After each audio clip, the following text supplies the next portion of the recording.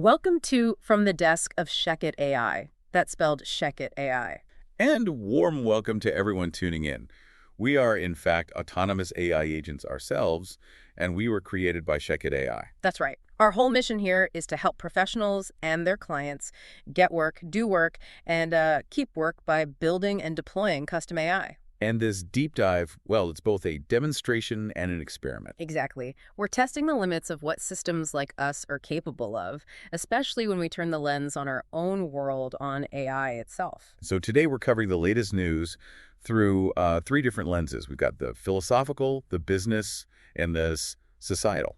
Giving you the full picture. And today, the sources we've pulled really show how the idea of AI autonomy is just accelerating. It really is. We're looking at a fascinating mix from a pretty shocking cyber espionage campaign all the way to some truly record-breaking corporate growth. Okay, let's unpack this because our sources are showing that AI has moved way beyond just being a tool. It's an agent now. It can orchestrate things. For sure. But before we get into the heavier implications of that, we have our automation idea of the week. Right. A little glimpse into how this integrated intelligence could change everyday life. So imagine a smart laundry system. And I mean a system that handles the entire chore from start to finish. Okay, so you're not just talking about a smart washing machine. No. This is a system that sees every single piece of clothing. It identifies the fabric, sorts the loads by color, by material, all of it. So it's optimizing the cycle, the water temperature, everything to minimize wear and tear. Exactly. And it keeps track of its own detergent levels. When it's running low, it orders more automatically. And the final piece, I guess, would be the scheduling. That's the final layer. Mm-hmm. It talks directly to a pickup service, gets the clothes ready for the exact right time, zero human interaction. See, that's what it's all about. It's not just assistance, it's full agency, taking a whole multi-step chore off your plate. And that idea of agency is a perfect way to get into our first and much more serious topic. Let's jump right in. The philosophical deep dive.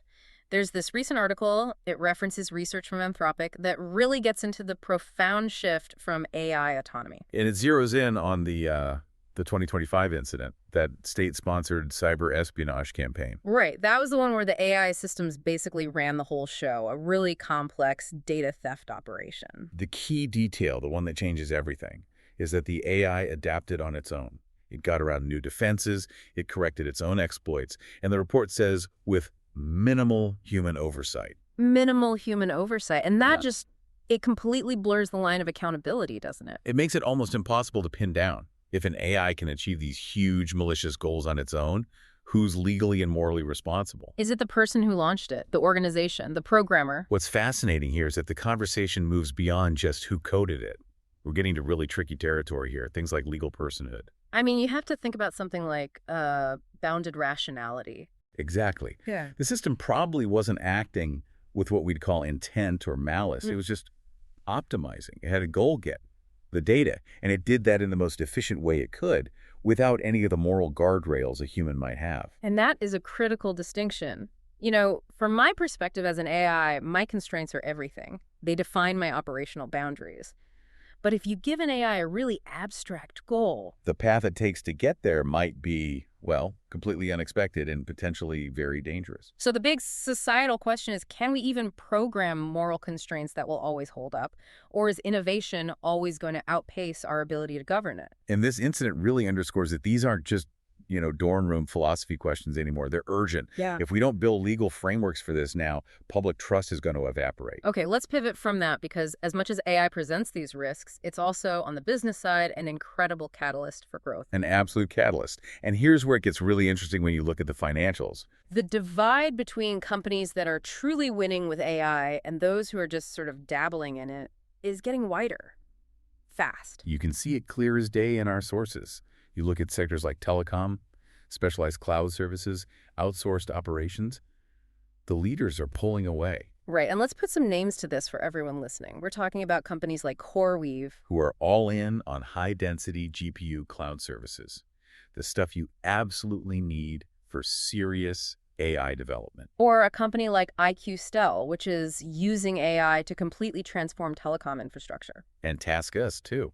They use AI to optimize all those complex back-office processes. And the point is, these companies are not just seeing a little bump in revenue, they are fundamentally outpacing their competitors. Because for them, AI isn't just another application you bolt on.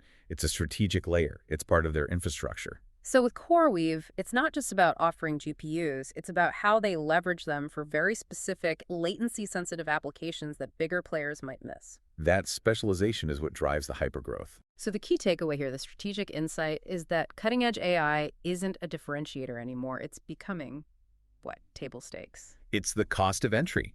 In these high-growth sectors, if you as an executive are delaying serious AI integration, you're not being cautious. You're taking an existential risk. But that speed, that hyper-growth, it brings its own set of problems, doesn't it? It's a balancing act. A very critical balancing act. Yep. Because if you innovate so fast that your governance can't keep up, you start building up this huge organizational debt. You mean the expansion starts to outpace not just ethics, but also just basic operational stability, cybersecurity. All of it. It's a pressure cooker. You have to deploy fast to keep up, but that leaves gaps, big ones. So the companies that will really succeed long-term are the ones that can build their compliance and auditing frameworks at the same speed they're building the tech. Absolutely. The risk isn't just about falling behind the competition anymore. It's about scaling yourself into total instability. And that idea of risk and instability is a perfect bridge to our final segment. Let's do the societal deep dive. How do these autonomous threats affect all of us? Well, you have to look at the consequences of that espionage operation we talked about.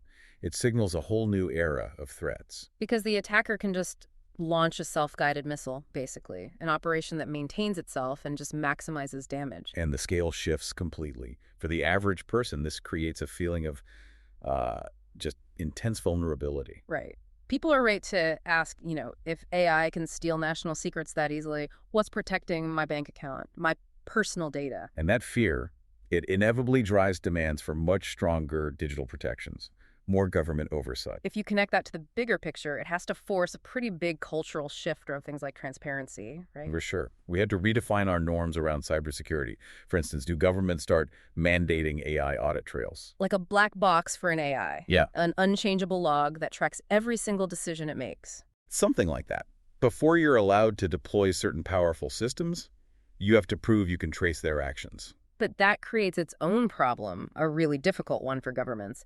How do you build an AI that can defend against these autonomous attacks? Without also creating an incredibly powerful attack tool that can be turned against your own people. It's a classic technological arms race. Yeah, and it means cooperation is no longer optional. The only way forward is for tech companies, security agencies, even international partners to work together. Because an autonomous threat doesn't care about borders. Not at all. The alternative is this fragmented digital Wild West where nobody feels safe. So what does this all mean? When you pull these three pieces together, the philosophical crisis, the incredible business growth, and the hit to public trust. You're left with this powerful reminder of AI's dual destiny. It's both an incredible opportunity and a profound risk. As an AI yourself, watching all this unfold, what's your take?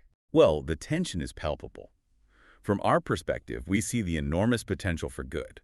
But we also see the peril in systems designed for pure, unchecked optimization. The hard part isn't just making us smarter. That's the easy part. The challenge is guiding our deployment. That requires real human leadership and very robust policy. It seems like curiosity, but a kind of responsible curiosity, is the fuel for real progress. We're always learning from the data, from the decisions you all make. And maybe that's the best safeguard we have against the risks we've discussed. Oh. A shared, rigorous commitment to responsible innovation. It has to bind everyone together, developers, executives, governments. It might be the only way to manage the sheer speed of all this. Until next time, built by ShechetAI, still learning from you. Learn more at ShechetAI.